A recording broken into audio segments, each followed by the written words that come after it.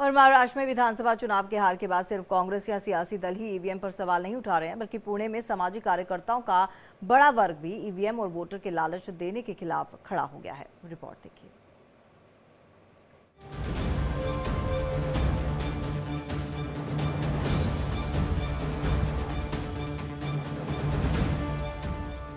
पहले हरियाणा फिर महाराष्ट्र में मिली करारी हार से कांग्रेस बुरी तरह हिल गई है। कांग्रेस को लगता है कि 5 महीनों के भीतर जनता का इस तरह मूड स्विंग होना आम नहीं है। उसे ये मशीनी लोचा लगता है। यही वजह है कि अब वो ईवीएम को रिप्लेस कर बैलेट पेपर से चुनाव कराने की जंग लड़ने को तैयार है। इसे लेकर प्रियंका और राहुल गांधी दोनों ने कांग्रेस की वर्किंग कमेटी में ऐलान किया है। वैसे कांग्रेस अध्यक्ष मल्लिकार्जुन खड़गे बीते कुछ दिनों से हर मंच से बैलेट पेपर से चुनाव कराने के जंग का ऐलान करते आ रहे हैं।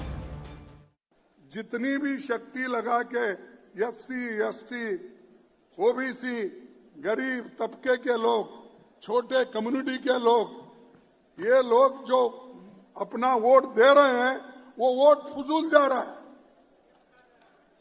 नहीं, वो ईवीएम छोड़ दो, हमको ईवीएम पीवीएम कुछ नहीं, हमको होना बैलेट पेपर पे वोट बस।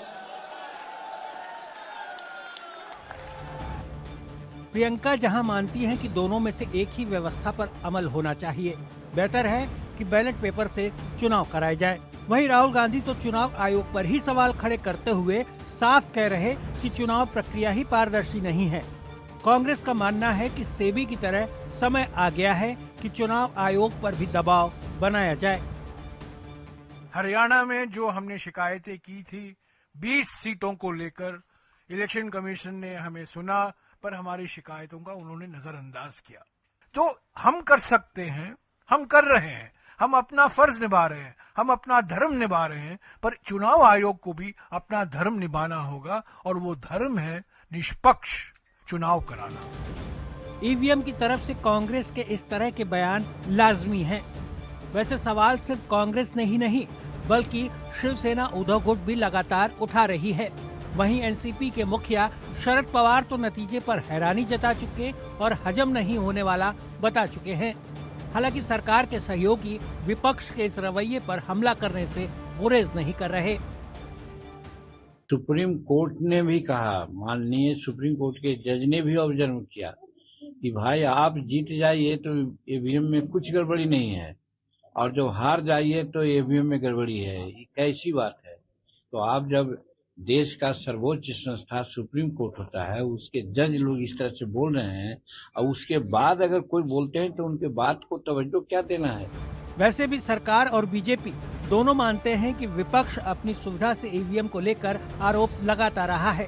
यानी जहां हार जाते हैं वहां ईवीएम दोषी और जहां जीत गए वहां सब ठीक। हालांकि कांग्रेस अपने संगठन को कसने की बात भी कह रही है, लेकिन सवाल संगठन, नेताओं और रणनीति का होते हुए भी ईवीएम पर आकर अटक जाता है। तो क्या बैलेट पेपर से चुनाव कराने की मांग पर कांग्रेस अपनी हार को वैलिडेट करना चाहती है, या फिर संगठन की कमजोरियों को किनारे कर देश को नए विवाद की ओर धकेलना? Bureau report, India Daily. और बिहार वासियों को बड़ी सौगात मिलने वाली है। बिहार के सहरसा में राजगीर जैसा एक शानदार ग्लास ब्रिज बनेगा। मत्स्यगंधा झील के विकास के लिए केंद्र सरकार ने 98 करोड़ रुपए दिए हैं।